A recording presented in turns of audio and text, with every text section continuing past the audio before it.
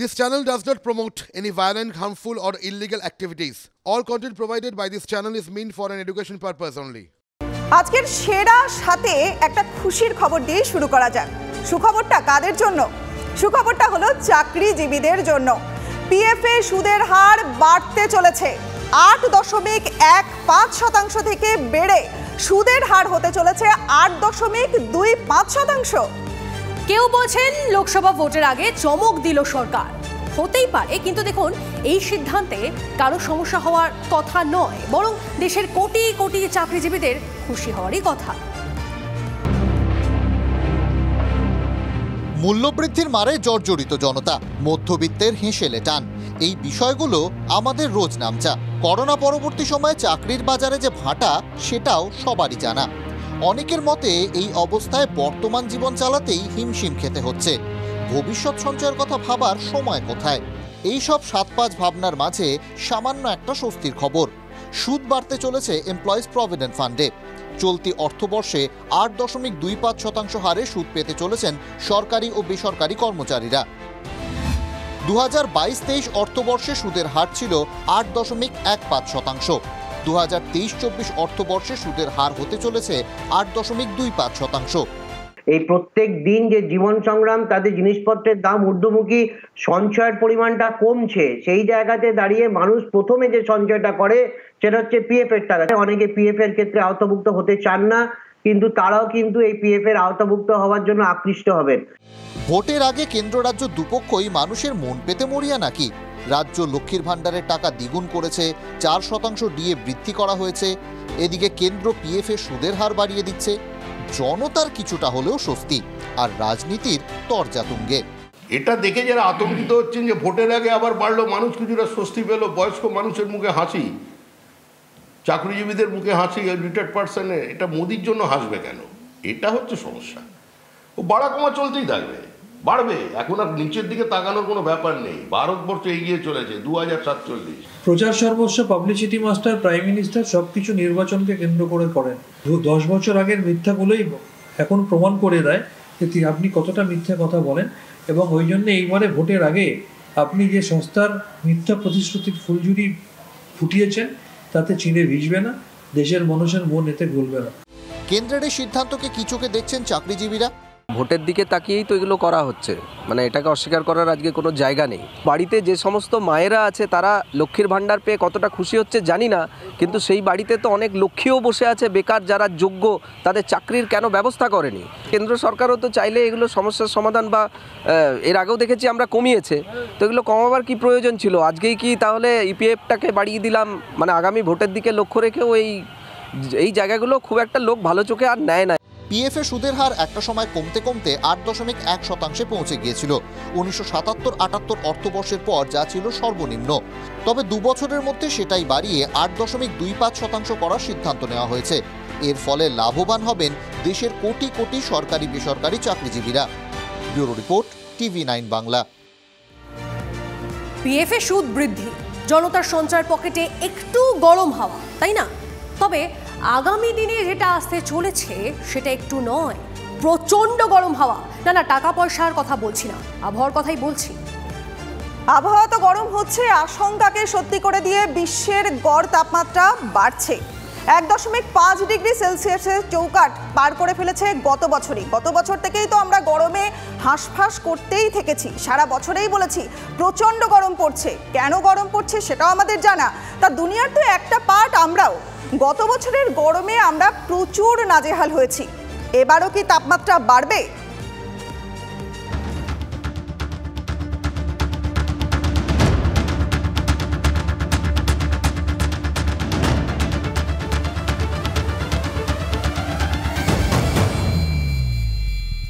এই ছবিগুলো মনে আছে, মাত্র কয়েক মাস আগের ছবি।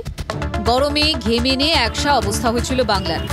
পরিসংখ্যান বলছে দেশের 123 বছরের ইতিহাসে সব থেকে বেশি গরম 2016 সালে, তারপরে 2023। গড় তাপমাত্রা স্বাভাবিকের থেকে 0.65 ডিগ্রি সেলসিয়াস বেশি। তাপমাত্রা বৃদ্ধি শুধু বাংলা বা ভারতে নয়, গোটা বিশ্বই গরমে নাজেহাল। কোপার্নিকাস ক্লাইমেট চেঞ্জ সার্ভিস থেকে জানানো হয়েছে, ফেব্রুয়ারি 2023 থেকে জানুয়ারি 2024-এর মধ্যে বিশ্বের গড় তাপমাত্রা বেড়েছে 1.52 ডিগ্রি সেলসিয়াস। বিশ্বের গড় তাপমাত্রা বৃদ্ধি 1.5 ডিগ্রি সেলসিয়াসের মধ্যে আটকে রাখার শপথ নিয়েছিল বিশ্বের তা বড় দেশ। শেষ এক বছরের পরিসংখ্যান বলছে সেটা হয়নি একেবারেই। কোপার্নিকাস ক্লাইমেট চেঞ্জ সার্ভিসের তথ্য আবহবিদদের চোখ কপালে তুলে দিয়েছে। আশঙ্কা এবার গরম আরও বাড়বে। আমাদের বাংলাও কি বাদ যাবে না তাপমাত্রার মার থেকে? আর শুধু তাপমাত্রা নয়, বদলে যেতে পারে স্বাভাবিক জীবনের ধারাও। ভারতের ক্ষেত্রে বৃষ্টিপাতের প্রকৃতি সম্পূর্ণ চেঞ্জ হয়ে যাবে। বিচ্ছিন্নভাবে বঙ্গোপসাগরে বারংবার সাইক্লোন তৈরি হবে। মানুষের জীবন জীবিকার ক্ষেত্রে সবচেয়ে গুরুত্বপূর্ণ কৃষিকার্যের ক্যালেন্ডারটাই পুরো চেঞ্জ হয়ে যাচ্ছে। মার্চ মাসের মাঝামাঝি সময় থেকে তাপমাত্রা অত্যন্ত দ্রুত গতিতে বেড়ে যাচ্ছে এবং সেটা অ্যাভারেজ টেম্পারেচার থাকবে 36 থেকে 37 ডিগ্রি সেলসিয়াস এবং এপ্রিল মাসে গিয়ে আমরা কিন্তু 40-এর কাছাকাছি টেম্পারেচার পাবো।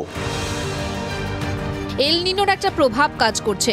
চলতি বছর সেই প্রভাব কিছুটা কমে আসার কথা, কিন্তু মানুষের প্রভাব, সেটা থেকে মানুষকে বাঁচাবে কে? শেষ বেলায় দুদিনের T20 খেলছে শীত। সরস্বতী পুজো থেকেই হিমেল হাওয়াকে ক্রিজ ছাড়তে হবে, কারণ এবারও টেস্ট খেলার জন্য আর মানুষের টেস্ট নেওয়ার জন্য তৈরি হচ্ছে গরম। Bureau report, TV9 Bangla. এবার রনিপা, একটা রাজ্যের খবরে নজর রাখা যাক, কারণ মাও নেতা সব্যসাচী গোস্বামীকে জেরায় অস্ত্রের হদিশ। দক্ষিণ 24 পরগনার মইপিঠের গোপন ডেরায় তল্লাশিতে কলকাতা পুলিশের STF। হ্যাঁ, এবার এই যে ঘটনাকে কেন্দ্র করে যে ঘটনার ছবি আমরা দেখতে পাচ্ছি, এই মাও নেতা সব্যসাচীকে নিয়ে যে ঘটনা ঘটছে, আমাদের প্রতিনিধি অরিত্র রয়েছে আমাদের সঙ্গে।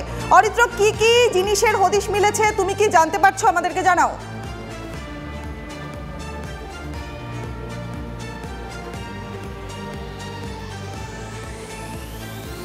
কথা বলবো আমরা অরিত্রের সঙ্গে, কথা বলবো এই মুহূর্তে। তবে জানিয়ে রাখবো আপনাদেরকে, দক্ষিণ 24 পরগনার মইপিঠের গোপন ডেরায় তল্লাশি কলকাতা পুলিশের STF এবং আপনাদেরকে জানিয়ে রাখি মিলেছে 9mm রাইফেল, ম্যাগাজিন, গোলা বারুদ এবং একটি ল্যাপটপও মিলেছে বলে খবর। মিলেছে SD কার্ড, কার্ড রিডার সহ বেশ কয়েকটি ম্যাগাজিন।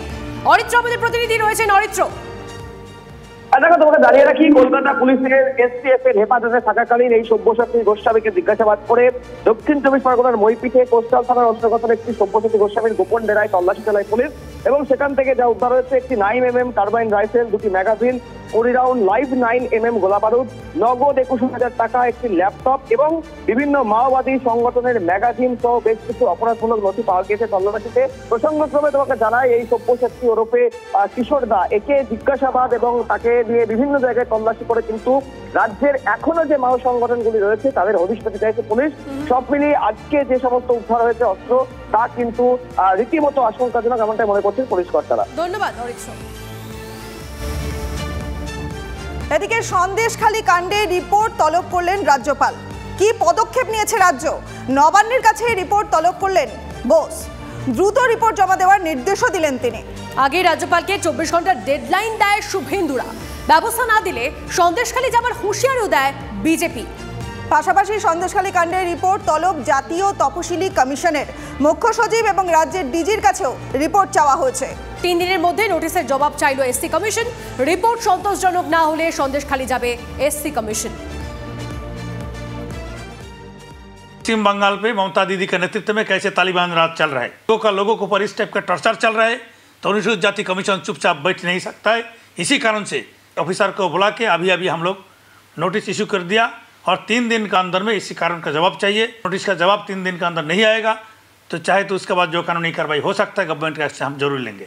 महिलाদের ধরে ধরে নিয়ে যে অত্যাচারগুলো করছে এবং টার্গেট করে তপশিলি সম্প্রদায়ের মহিলাদের যে উপর অত্যাচার করছে, সেই জন্যই আমরা ওদের কাছে জানতে চেয়েছি কত মহিলাদের উপর রেপ হয়েছে, কত লোকের বাড়ি ঘর ওরা দখল করে রেখেছে। এই রিপোর্টগুলো আমরা ওরা চেয়েছি এবং ঠিকঠাক রিপোর্ট না দিলে অ্যাকিউজড পারসন যারা আছে তাদেরকে যে অ্যারেস্ট না করে তাহলে ফুল কমিশনকে ভিজিট भी করতে পারে আর ওখানে ওদের বিরুদ্ধে সরকারি কানুনি যে ব্যবস্থা আছে সেটা আমরা পুরো কমিশন বসে ঠিক করব। প্রকাশ্যে সিভিক ভলেন্টিয়ারের ব্যাচ খোলার হুমকি শাসক নেতার। সিউড়িতে ভাইরাল ভিডিও ঘিরে শোরগোল। হেলমেটহীন বাহিক আরোহীদের আটকান সিভিক ভলেন্টিয়ার। এরপরেই INTTUC নেতা সিভিক ভলেন্টিয়ারকে হুমকি দেন বলে অভিযোগ। আমি কেন কথা বলছি? আমি তোমাকে